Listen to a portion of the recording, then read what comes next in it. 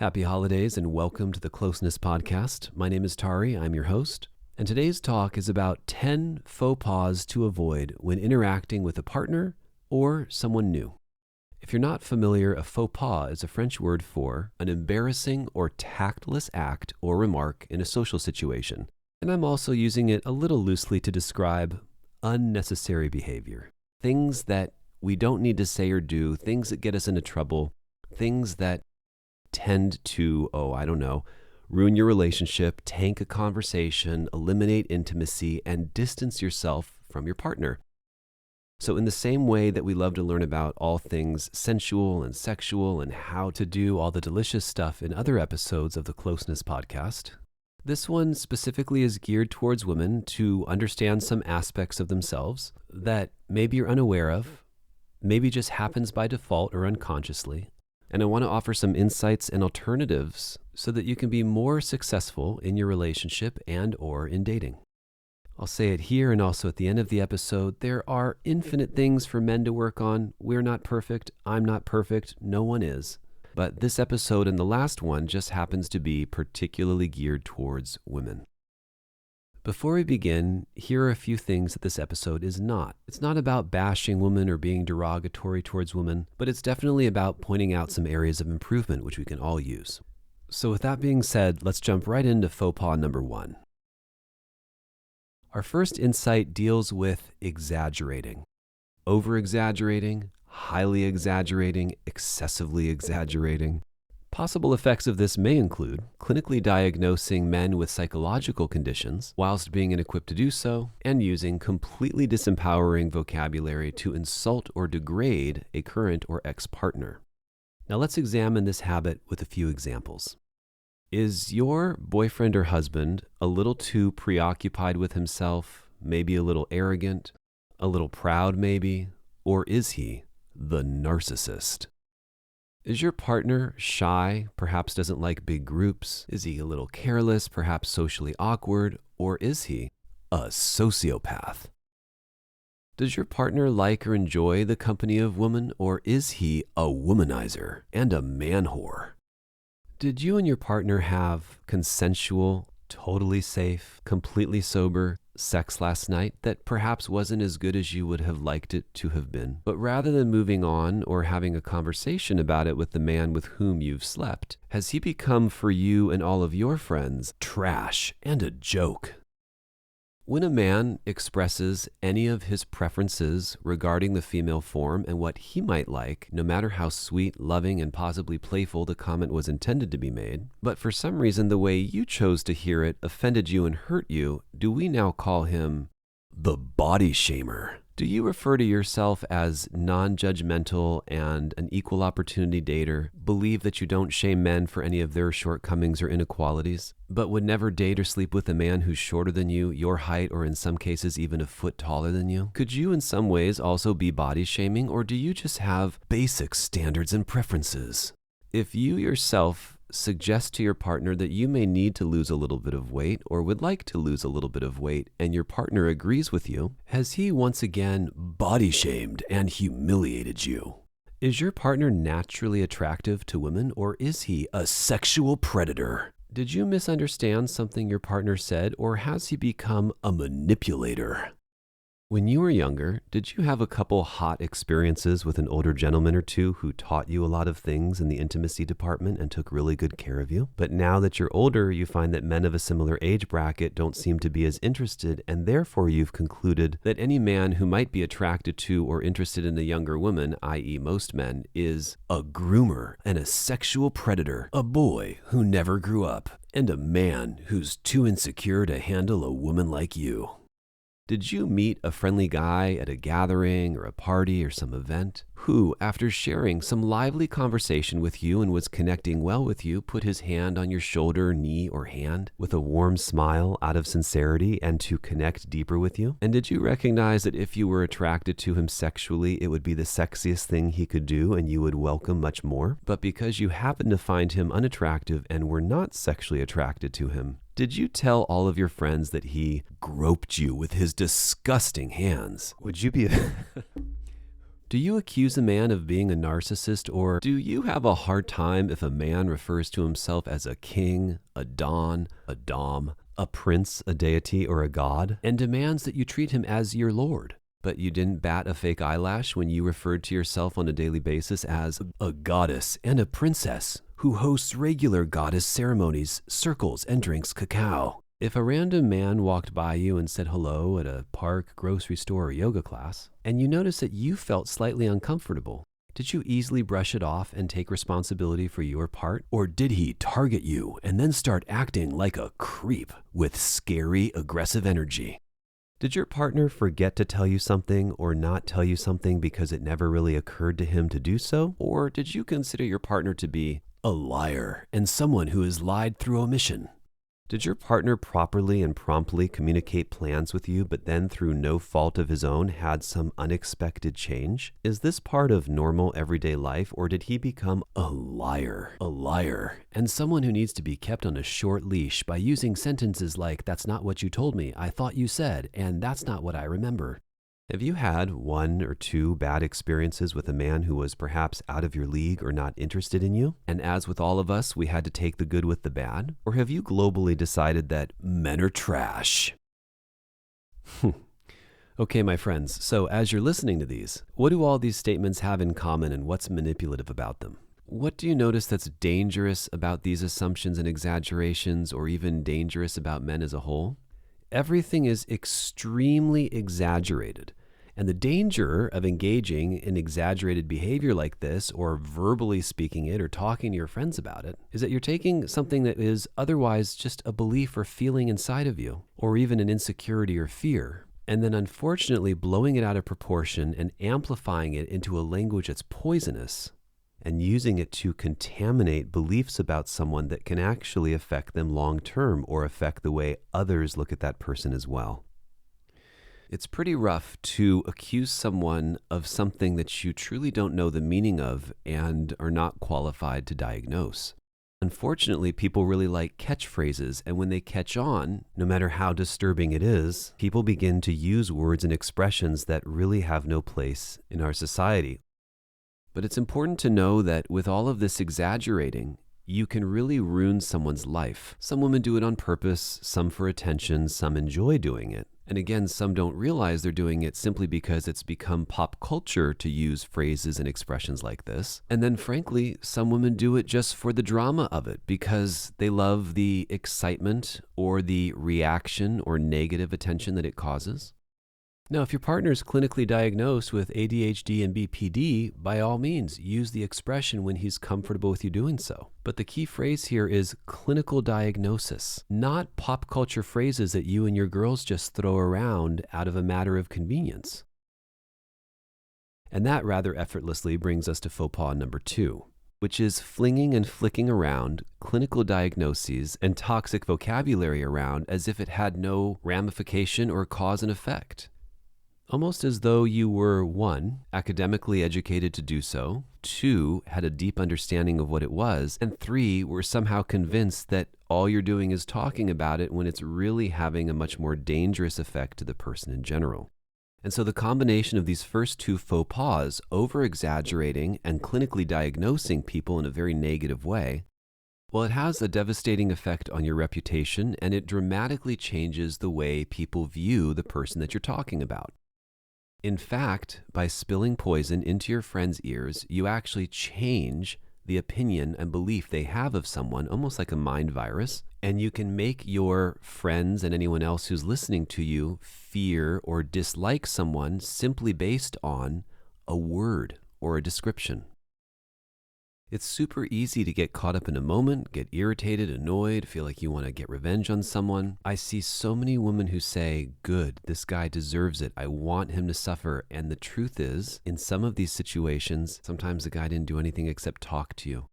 Now, can men be creepy and dangerous? Of course. Do men sometimes, just like women, say really inappropriate things? Hell yeah. Please know, I'm not talking about the exceptions.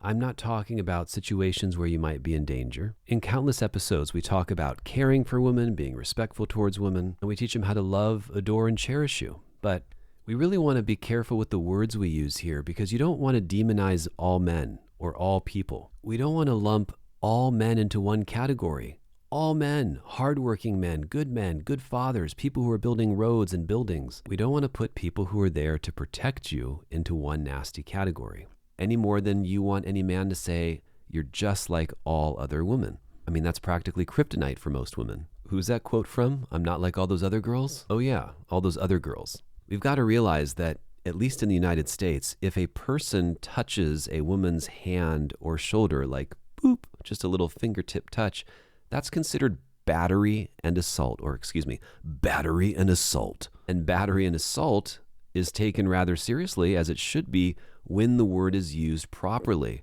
But when we exaggerate, use strong language, act emotional, and become reactionary, it can really backfire against everyone. When you use strong vocabulary to reference things that aren't even minor infractions, you take all of the power out of the word. Moving into our next faux pas, take a moment now to listen to some of these statements about a man who touched a woman's shoulder. I'd like you to really tune in to how each statement makes you feel in your body and what you think about this person when you know absolutely no other details other than this one sentence. In each example, we're talking about the same action, a touch on the shoulder. That man over there warmly leaned in with a smile and put his hand on my shoulder when he said hello. That man over there tapped me on my shoulder. That man touched me on my shoulder and I didn't like it. That creepy guy over there touched me on my shoulder. That man over there just groped me. That guy over there assaulted me. That man over there manhandled me. I just filed a lawsuit against that man for battery. Ugh, that guy over there just put his hands on me and I feel disgusted.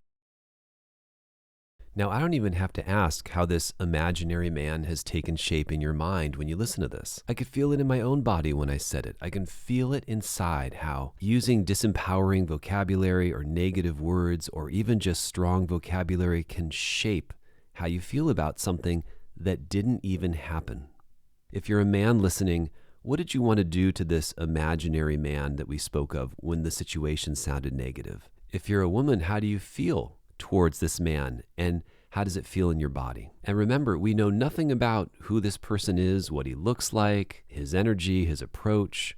And I'd love for you to take this little thought experiment with you the next time you describe someone, and maybe recognize that there's really not a need to exaggerate behavior with negative consequences just for dramatic effect.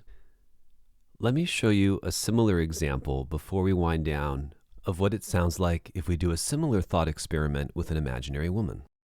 A woman who simply had sex with a man. She had sex with that guy. That woman just slept with him. That lady over there just finished making love to that man. That woman was seduced by that man. That lady seduced him. That chick has probably banged every guy in the room. That skanky girl over there just had sex with that guy. Again. She's a hoe, she's a slut, she's a freak, probably does a different guy every day of the week. That woman will rail anything that moves. Careful with that chick, bro, she's full of diseases. Oh, if you're thinking about hitting that, definitely wear a condom. Language like this is nasty. I don't even like giving these examples, they're so gross. It's uncomfortable to say, it's uncomfortable to listen to. It's uncomfortable to talk like that about an imaginary person who doesn't exist. So I can't even imagine what people go through when they're trying to purposely exaggerate and put someone down. Words matter, your word choice matters, and it carries weight. And sometimes the pain of these words stays lodged in our brains and bodies for a long, long time. And in a world where most men want to come to a woman's defense to help her, we want to believe that if a woman is upset or crying or telling an emotional story, that there's truth to it. But if you're inappropriately or mistakenly constantly using disempowering vocabulary like this, out of spite or out of anger, you're vilifying men. And if you're really interested in closeness, love, or you want a healthy relationship with the opposite sex, we have to come up with better vocabulary. So what's an easy answer to this problem? What can you do? How can you grow as a person and learn to use your words wisely? Well, in this case, it's actually a very simple book recommendation, a very short, succinct book that is loved around the world. I'd strongly recommend that you either listen to the audiobook or read The Four Agreements. And if you've already read it, go back and read that section one more time about the word and giving your word and what it means to use your words thoughtfully, carefully, and respectfully. Faux pas number 3 is about also using colloquial language like freaking out, having a fit, losing their mind, and having a total meltdown to describe things that were very passive and normal in nature. I can't tell you how many times I've been in clinic watching a couple having a discussion where a man may have said something very simple and gentle and in a normal tone like, no thanks, yeah, it's not for me. And the female partner will describe his behavior or response as a total meltdown, a freak out, or even being a jerk. Men take things so literally, and if someone tells us that someone's having a freak out or a meltdown, that to us sounds like someone who's screaming, yelling, crying, breaking things, throwing things against the wall. I mean, just basically having a complete conniption fit. If a woman tells another man that a man is being very aggressive with her, and all she means is his tone, or he didn't take no for an answer once because he lingered for a few seconds, the man is most likely going to hear that he physically assaulted her, or is being rough with her, or is manhandling her in some way. If you tell another man that someone's making your skin crawl and making you feel very uncomfortable just because of his energy, or you don't like something about him, some men hearing that are going to go look for some serious trouble. And you got to know that anytime you say someone is too this or too that, too needy, too insecure, too dominant, too aggressive, too assertive, this suggests that there's sort of a known barometer for this and that everybody knows exactly what just the right amount is. When in fact, since most of us think of ourselves as being special and unlike others, the precise way that you like a man to come on to you, you like your partner to flirt with you, seduce you, be assertive or confident or dominant with you, is very specific and unique to you.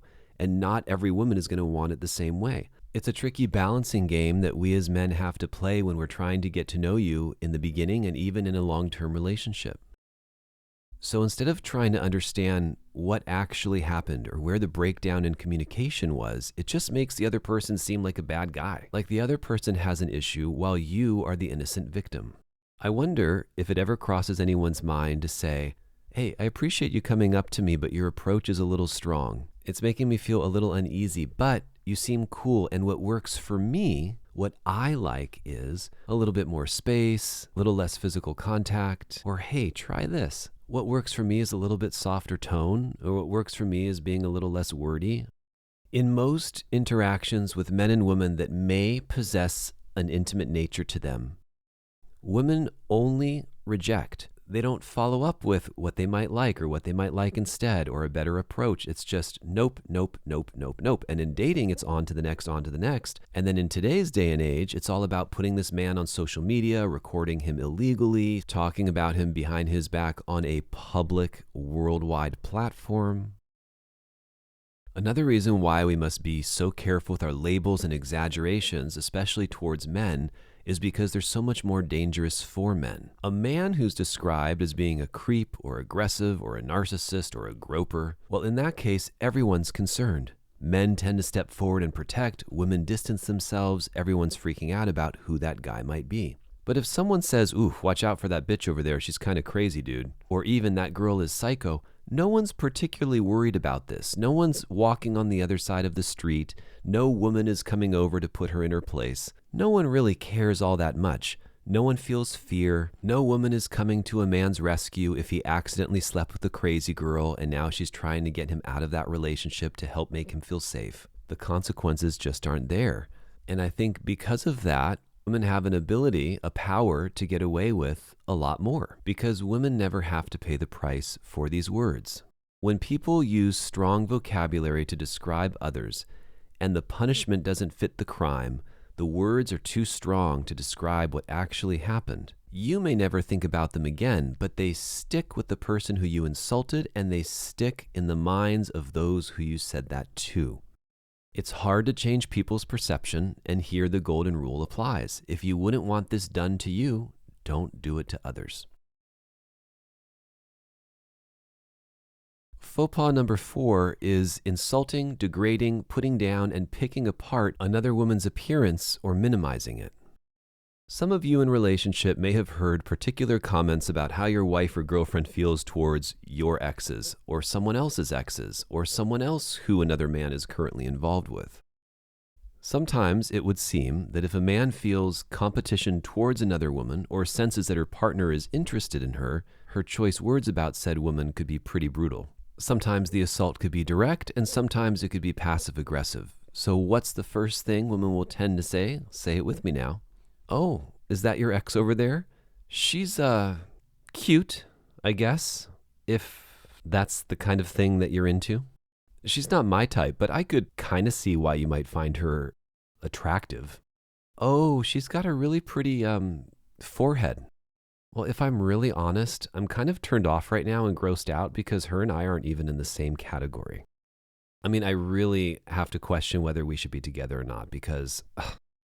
And what's amazing is I've watched women do this to their partners about women who are absolutely drop-dead gorgeous or have phenomenal physiques. How nice would it be if sisters could acknowledge their fellow sisters and speak favorably even when they feel like they're in competition and not slut shame or look shame? Maybe you could admire her beauty in the same way you admire a majestic mountain or a beautiful animal, a cute puppy, as opposed to that's what you're into, or my favorite. Look at this. Look at the hands. Look at all of the cellulite and everything. And look how she's like short-legged buffalo. I have a model look. Yeah, I have a gorgeous body. Get the picture? Faux pas number 5 is pretty interesting, and it's picked up a lot of steam over the last 5 years. I think I'd call it something like ignoring all men at all costs, no matter what. Situations where maybe you're about to bump into him or did bump into him, but still pretending he doesn't exist. Or refusing to acknowledge men in any way, holding animosity and negativity towards men as a whole, and feeling often inappropriate amounts of fear, anger, rage, even in the safest of activities with people all around you to make you feel safe. Now, I understand there's a whole secret system that women have.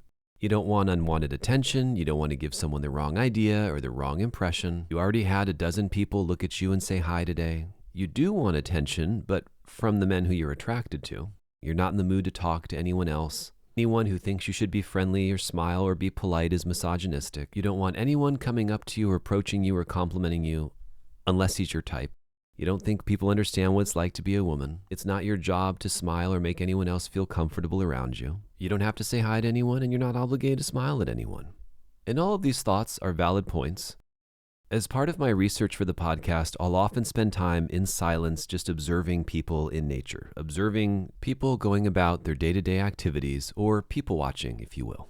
And something I notice more than anything is that many men, and by that I mean the ones who I can see with my own eyes wherever I go, recognize it's anecdotal, but I observe most guys just bumbling around doing their thing. They're getting work done, they're walking with a purpose. And if a woman walks by, which happens dozens and dozens of times a minute, he may glance in her direction or smile or say hello, and I recognize this isn't everybody, but from a male's perspective, watching other men interacting with other women, I find most guys to be very neutral, or shy, or friendly, or helpful, or resourceful, or kind, right? We're not talking about exclusively bad boy men who you're attracted to.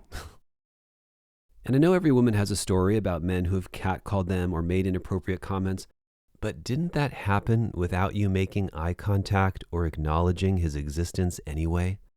Didn't that happen without you even glancing in his direction? Yes, this is poor behavior done by a tiny fraction of men that are on the fringe. It's not most men, but it is a particular kind of man. But it shouldn't ruin it for all men any more than a particularly combative woman should make all men think that all women are. We live in such a fast-paced world now that nobody wants to interact with anyone else. We're busy doing our own thing. Anyone who slows us down to say hello or asks us a question is a problem or a threat, and many of us are lost in our own world or on our cell phones. And I'm the first person to say, listen, most of us live in North America. You're not under any obligation to do anything with anyone or to look at anyone or to interact with anyone. But at the same time, I do believe and you've heard me talk about this before, that we have an obligation as a functioning member of society to, at the very least, be polite and respectful to those in our immediate vicinity. And I'll give you an example to really drive that point home. I want you to imagine you're at the DMV or a restaurant, especially a fine dining restaurant. You're going out somewhere nice, and the person who's working there is a woman, and she never looks you in the eyes, never acknowledges your existence, never speaks to you with respect, and in a professional setting where they should be treating you with respect, they just say something like, "Do you want something to drink? Do you want anything else? Here's the bill." And have you ever had a server not even acknowledge your existence? She just stares down at her notepad or off in the distance or down at the table. Perhaps if you're a woman listening, you haven't experienced this, but this is a very common occurrence with men. Have you ever had someone at a market or a DMV just say something or say nothing to you? What do you want next? Sign here, do this. And can you feel how disrespectful that is, how unpleasant it is to interact with another human being who is trying to pretend you don't exist while doing their job? It's awful. And something around the programming that women are getting these days about ignoring all men, hating all men, thinking all men are dangerous or all men are trash and all of this nonsense, well, it's caused women to behave in some very strange and peculiar ways. Modern women of today will sense when a man is nearby and do absolutely everything in her power to silently make him feel uncomfortable, to make herself feel uncomfortable, and to make the entire interaction that otherwise would have been absolutely nothing as unpleasant as it can be. She'll freeze up like a statue and stare straight ahead of her no matter how close she is to brushing shoulders with a man. Even if she brushes shoulders, even if she bumps into him or almost does, she must stare ahead like a robot and pretend that this man does not exist. How hard is it to utter a sound? "Oh, excuse me. Hi, sorry about that. Oh, hi, we almost bumped into each other." There is no world in which another human doesn't know when they're passing by in close proximity to another human. It's a learned, trained behavior to have to ice someone out. The next time you're at a cocktail party or shopping at Whole Foods or going to yoga and you brush shoulders with another man, and I know many of you do, of course, say, "Excuse me." This is like normal behavior for many of us. But notice if you purposely lock your eyes forward, if you duck out of the way, if you don't say anything, if you ignore men, if you pretend basically that other men are dead or don't exist. How do you feel on the inside towards all other men without knowing anything about them, whether they're dressed in a suit, big and bulky, tiny and thin, small, old, young? If you do pretend like other men are dead to you, why do you do that? It's my observation that I only see one of three responses that women give men. 5 to 10% of the time or less. That means maybe 1 in 10 or 1 out of 20 women may acknowledge a man's existence with a nod, a smile, a brief moment of eye contact, or saying, "Excuse me." But the rest of the time, I observe women being as cold, distant, shut down, or disrespectful as they possibly can. So much so that it actually causes an unpleasant reaction in others and themselves. Purposely ignoring men, pretending they don't exist, doing everything they can to not make eye contact, completely ignoring another man saying, "Excuse me," "hello," or "pardon me." Now, of course, again, the disclaimer, I understand it's different to be a woman, and yes, eye contact can be an invitation when it's held for a long time and you linger and you make a certain face, but glancing in someone's direction to acknowledge that they're alive does not make most men approach. In fact, most men are terrified to approach you. And the ones who do don't care whether you look in their direction or not. Now, most men are invisible to most women anyway. So what's the solution here? I think one is an acknowledgement that we now live today in the safest world that has ever existed in the history of mankind. And in almost every situation during daytime hours, in safe neighborhoods, when you're going about your business, not 2 a.m. in a nightclub, not in some dingy alleyway where someone's doing crack, not in an abandoned warehouse, but the day-to-day activities that we do. There are cameras everywhere. You have a camera on your person at all times. It's possible that you carry around pepper spray or in some cases a firearm. Everybody's recording and posting everything all the time. And most men will jump to another woman's rescue in a provocative situation. You can click your cell phone button 5 times and it will immediately dial the police. There's security guards and police officers everywhere you go, emergency call boxes on college campuses and high schools. For all intents and purposes, our lives are not in danger. But you keep watching true crime, you keep watching America's Most Wanted and all these dark horror movies about terrible things happening to women. Why? Yes, there have been a tiny percentage of things that have happened to some people. Now, I understand, I know the statistics are pretty outrageous for sexual abuse, for assault, and I'm not talking about being alone with a man in a room somewhere. This faux pas is about how we behave publicly towards one another. Do we really want to run around ignoring everyone all the time, where men and women just all pretend each other doesn't exist, we don't help each other out? We don't talk, we don't say hello, we just go about our business. I think many of us are probably hearing that thinking, yeah, that'd be the best world we can live in. I'm not so sure about that. You know, in my sessions, I've had so many women report to me that when someone said hi to them or gave them a compliment or acknowledged their existence, how good it feels. In a man's world, when he's seen or acknowledged or someone just says hello, you have no idea how you're making his day. You have to realize, as a woman, you are getting attention in one way or another all day, every day, from dozens of sources and dozens of places, nonstop. It's like a drug. And many women want more of it, as much as possible. More likes, more acceptance, more admiration, more compliments, as long as they're attracted to him and like him. Whereas the attention most men get is precisely 0. Maybe a top 5% man with, looks and status and what have you is surrounded all the time by beautiful women who are vying for his attention. But most men exist with 0 attention from the opposite sex. Try making someone's day. Try smiling. Try realizing, wow, I can say hi to 100 people and maybe one of them, gosh, maybe he got the wrong idea and tried to talk to me for a minute or two. Now, it's also worth discussing, how do you make eye contact with men?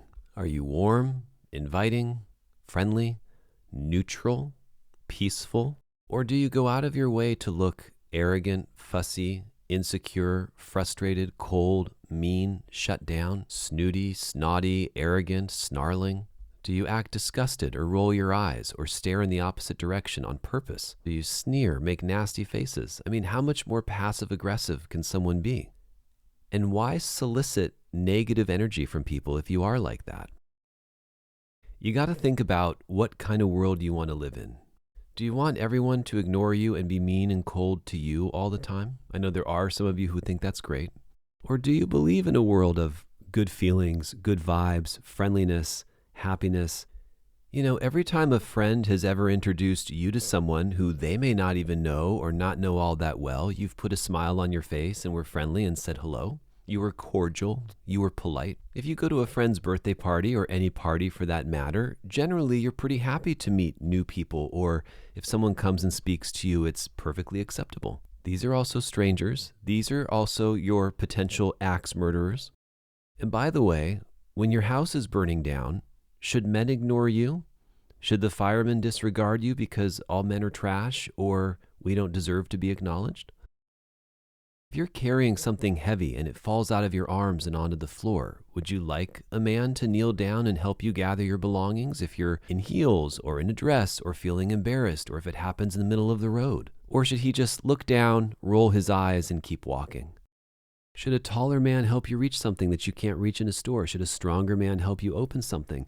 If you want the benefit of men's good graces and men's good nature, it can't only be when it suits you, but you ignore us the rest of the time. So I think it's a really healthy thing to acknowledge that other people are alive, to simply be friendly, cordial, and polite at the bare minimum. And if you're able to do that, I think you'll be pleasantly surprised and shocked at how good it feels, how well you're treated, and maybe little by little we can begin to chip away at these negative perceptions we have towards others as a whole.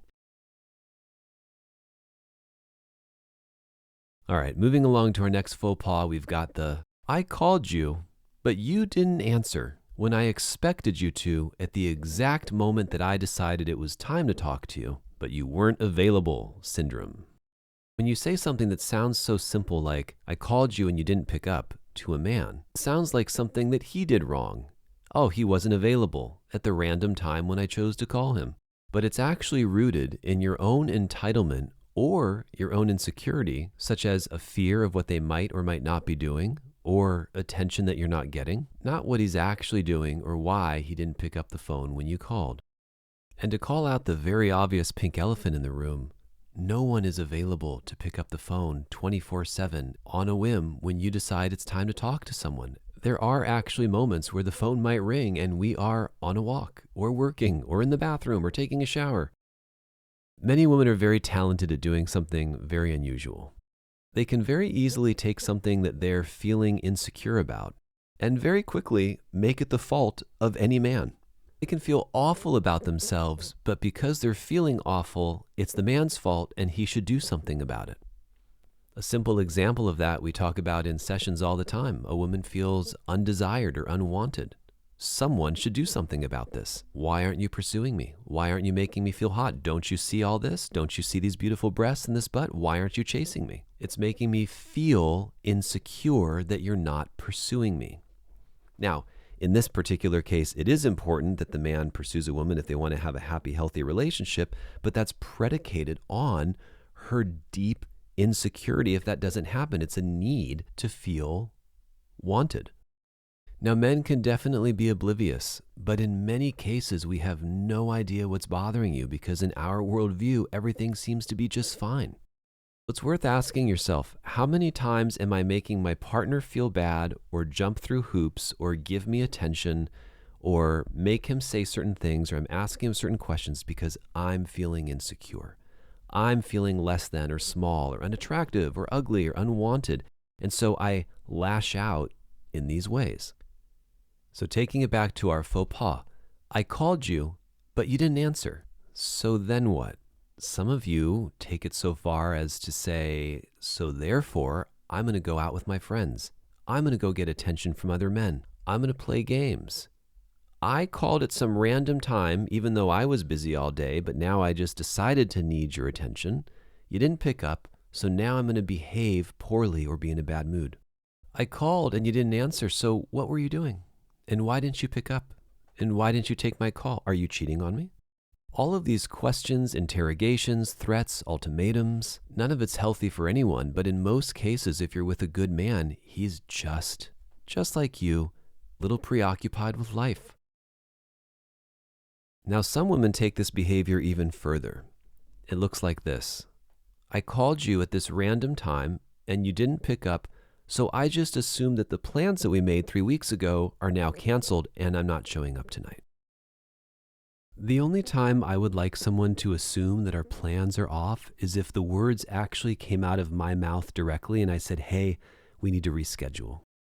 So how does this sound said a little differently? Today I was on my Snapchat or adding to my story or getting my hair done or working myself. And I realized you hadn't called me and it popped in my mind that I was feeling insecure because I wanted some attention, missed you, or wanted to talk to you. And so at 9:42 in the evening, I randomly decided to call you. But you didn't answer when I wanted to talk to you. Why weren't you available for me right when I called you? Well, now I'm pissed, so I got to treat you differently because the instant I wanted something, I didn't get it. So now I've got to treat you poorly and life's going to suck for a while. Doesn't that sound wonderful? Doesn't that sound like something you want to come home to or that you look forward to? So I think, ladies, you really want to evaluate what kind of man do you want? Do you want someone where you snap your fingers and he just is at your beck and call, who's always available 24/7 waiting by the phone? Does the man who you want to be with have nothing going on in his life except for the time he spends with you?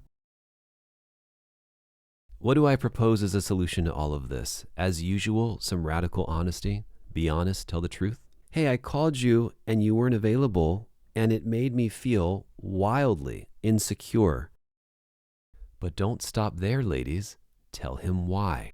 The sheer fact that you didn't answer when I happened to randomly call you, well, it made me question whether you liked me or whether you love me, and I could really use some attention and validation right now. Can you please tell me some nice things?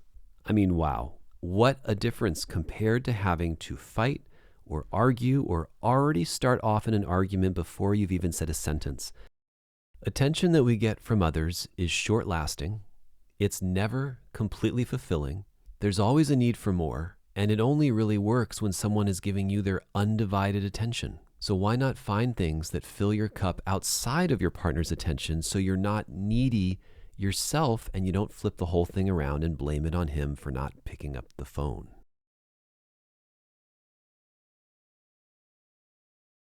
Our next faux pas also deals with dating or meeting someone for the first time, and it's asking as soon as humanly possible what his intentions are. This question sounds innocuous enough, right? I just want to know what he wants. Does he just want me for sex? Am I a friend? Does he want something long-term? Where are we going with this? And to make this really simple, before we go any further, if you're trying to figure out what a man's intentions are with you, of course he wants to have sex with you. Now, whether that's in the package of a relationship or it's something casual or anything in between, the goal is always the same. Very few men are trying to deepen their friendship with you with zero physical interaction. But here's the interesting part, ladies. You also, if you're attracted to him, want to have sex with him in one way or another. How that looks might be totally different, whether it's casual or in a long-term relationship or something in between. You also likely want to be intimate with someone who you're getting involved with. Now, it may take you 5 days, 5 weeks, or several months to get there, but if you're courting, dating, or talking to someone, it's because there's some intimate curiosity there. When you ask a man what his intentions are, it's clear what you're doing. You want to figure out, does he want to invest? Is this something casual? How do I need to think about this in my brain to go forward? A lot of times it's not that black and white for men either. How many times as a woman have you ever said to a man, I don't know what I want. I'm figuring things out. I need to just go out, have some fun, and see where it goes from there. And these are all very vague, general answers, which is pretty much the same thing most people are down to do. See where it goes. Now, for many women, if you tell them, my intention is to have sex with you, somehow this will take away their interest. And if you tell them that your intention is to have a committed monogamous relationship that's moving towards marriage, this will also make them lose interest. And if you say, well, I'm trying to find a wife right now and have some babies ASAP, that also is likely to make a woman lose interest. These very black or white, sweeping statements are alarming to anyone. If a woman told a man she's ready to have kids today and get married, he would likely lose interest. And in fact, yes, there are some men where if you said, I'm looking to have sex right away, he might even lose interest as well. Now, nobody likes having their time wasted. We all want to spend time with someone who has similar intentions or who's similarly aligned, but demanding to know someone's intention before your first date, on your first date, or after your first date is kind of crazy. And yes, of course, if you're looking for a one-night stand or you want to come up to my place afterwards, you can say something like that. Yes, it's my intention to want to be with you. But the where is this going, the what are we doing, the what are we, the what are your intentions, most men don't know how to field a question like that. Now, I'm sure in asking that question, you want to know, does he want to get to know me? Is this more of a serious thing? But ladies, have you ever given sex immediately to someone who you knew didn't want a relationship with you? And held it back from someone who you did? Of course you have. In fact, many women have done something like this. But regardless of what a man is looking for and what his intentions are, if he's looking for a drinking buddy, a pal, a pen pal, someone to go to a show with, someone to hang out with, a marriage, committed monogamous relationship, if he's single and attracted to you and you just pulled your panties to the side and said, hey, do you want some of this? It's been so long since I've had sex. Do you want to come upstairs with me? What do you suppose he's going to say? Asking what are your intentions may also incentivize a man to say the wrong thing or what he thinks you want to hear. So the solution is simple. Hold off on questions like that for date number 5 or 7 or 10. Where do you see this going? What are your intentions? But if you're just starting to get to know someone, I think both people really need a little bit of time, and a few nights together, unless it's a purely sexual thing, really isn't enough to know where you want this to go. The next faux pas deals with time wastage, or letting someone know that they're a waste of your time, or sincerely telling them that you don't want to waste your time with them. Sometimes it seems like women perceive relationships with men to fall into one of two categories. The fairy tale ending, a committed monogamous relationship, a house, a car, 2 dogs, and some beautiful children, or whatever their version of a long-term committed relationship looks like.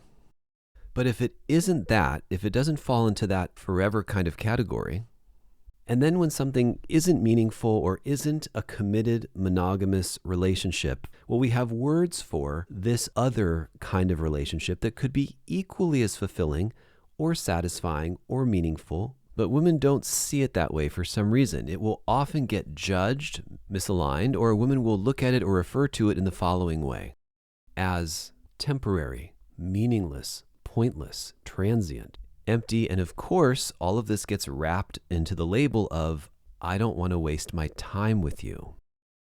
And it's fair. Women do not have as much time as men if they're looking to secure a mate or have children. There is a real biological clock, which may play a larger role in a woman's life when she's in her 30s. Last I checked, nobody wants their time wasted, yet at the same time, we also live in a world of people who love to waste time. If you take a peek inside of any restaurant, bar, party, gathering, rave, trip, vacation, resort, what are people doing? Completely wasting time, or said differently, chilling out, relaxing, not really doing anything other than sitting and talking and socializing. Have you checked your phone recently to see how many hours per day you spend on social media? What else are people doing? Drinking, chilling, vaping, smoking, watching TV, watching a game. So, despite what you may think, people do a lot of time wasting, watching YouTube videos, being on Snapchat, making silly filters, posting stories of you eating and doing your makeup. Most of these things are not particularly memorable from the last 50 or 100 times that you did it. So when you're spending time with someone who doesn't perfectly match what you're looking for, it's not necessarily time wasted. It's a way to spend your time. Now, I'm definitely a proponent of not spending time with people who bring you down, not spending time with people who have bad energy, but I do think it's a little weird to say that anything that doesn't last forever isn't worthwhile. Because anything that doesn't last forever is basically everything that you've already done in your past, everything you've ever tried, tasted, experimented with. It's all helped you to become the person you are today and to identify what you do and don't like. This relationship only lasted 5 or 10 or 20 years. Meaningless. It didn't work out. I mean, is the goal that you have to die together? Someone is going to pass away first. A 5, 10, or 15-year relationship is not a failure. Most experiences and relationships that we've had have helped us become the person we are today so that we can step into something new and something that we want even more. If you're in an exotic country and someone offers you something so sacred, so delicious, and so special, but you're probably only going to get to try it once or twice, maybe even thrice, is it meaningless? Is it pointless? Should you not do it because you'll never have it again and you won't be able to import it yourself? Of course not. You want to take the leap because life is about having wonderful experiences. I really encourage, especially women, to not monkey branch from one relationship to the next, to not have your foot out the door in one before you're already securing your next relationship. So with this faux pas, I'm inviting you to consider, if something isn't going in the exact direction that you think you want it to go, which by the way changes by the hour, by the minute, and sometimes by the month or year, are you judging that person to be a waste? Are they meaningless? Is it pointless to talk to anyone else or spend time with anyone else? Or are they also a real human being who you can grow from, have new experiences with, and possibly allow it to blossom into something you never expected? All right, for our final faux pas, it applies to men and women. We all do it. And it's about giving extremely short replies or no reply at all when it comes to answering the phone, texts, or emails. Remember in old movies when people used to write letters to each other with a real pen and they'd sign it sincerely, yours truly, or I remain? There were sentences and sentence structure, punctuation, commas, exclamation points, and maybe some of us have even heard of a period. It's easy to say that back then, formality ruled and things were a little bit maybe pompous or overdone. But now things have swung so far in the other direction that people strive for almost zero or the least amount of effort to communicate. I'll give you a quick example of something that men do, finally.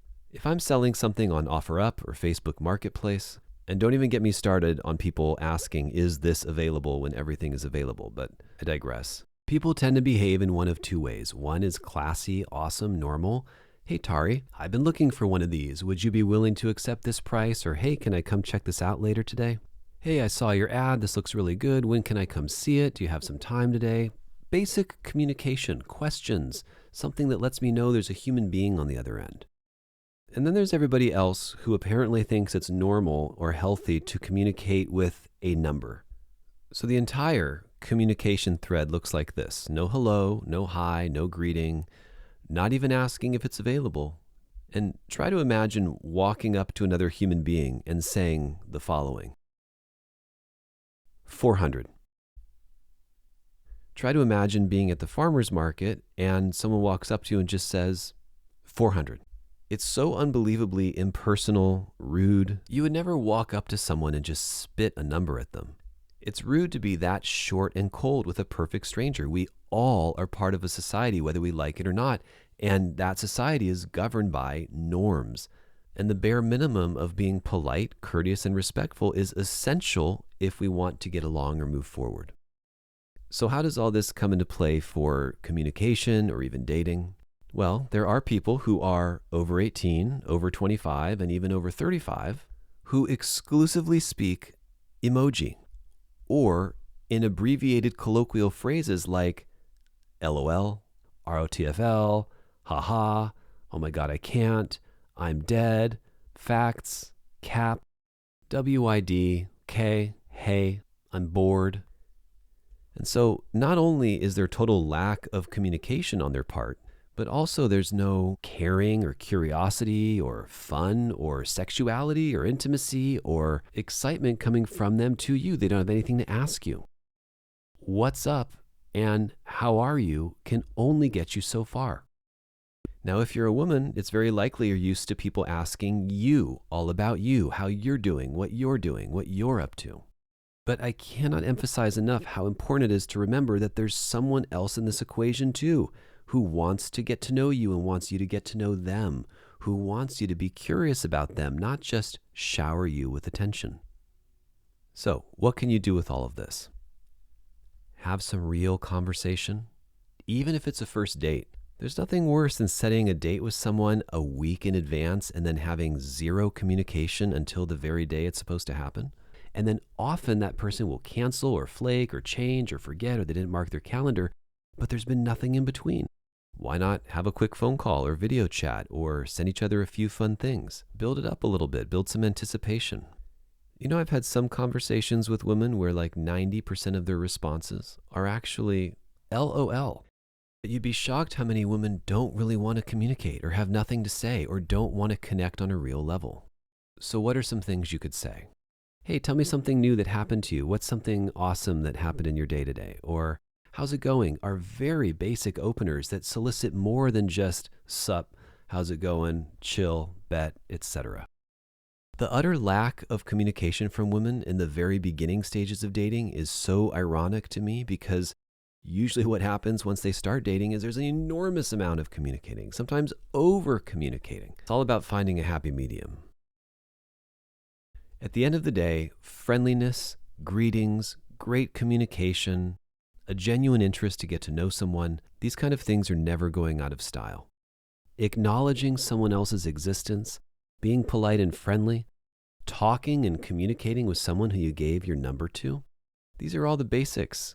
And I think everyone can relate to what it's like to interact with someone who has a great attitude. One of my favorite examples is pick any restaurant that you may have been to. It could be Michelin star, could be a hole in the wall, whatever it is. But this time, the server is friendly, full of smiles and curiosity. They're easy to get along with. They're not too invasive, but they make menu recommendations and they make your experience at the restaurant into something that is elevated. Whether you're having a burger and fries or you're having a 9-course meal, has become almost enchanted because of the friendly nature of this server. It inspires you to give them money. It inspires you to smile back and give more. We can apply these same things to our day-to-day life, and it makes a measurable difference in other people's lives. All right, if you've gotten this far, thank you so much for tuning in. I want to emphasize again that I know no one is perfect. We are all a work in progress. Men make dozens and dozens of mistakes as well. We have our own faux pas, and I talk about these in many, many other episodes. And ladies, don't worry, I give guys an especially hard time when it comes to learning how to seduce you and take care of you and make you feel great and all the good things. So I appreciate you tuning in. If you want to learn a little bit more about what I do in the sex and intimacy department, please go to cravecloseness.com. You can fill out an intake form if you want to work on something together with me or on your own. And of course, please check out other episodes of the Closeness podcast, which deal entirely with sensuality, sexuality, and all the other magic that happens in and out of relationship. Thanks for listening, and have a great day.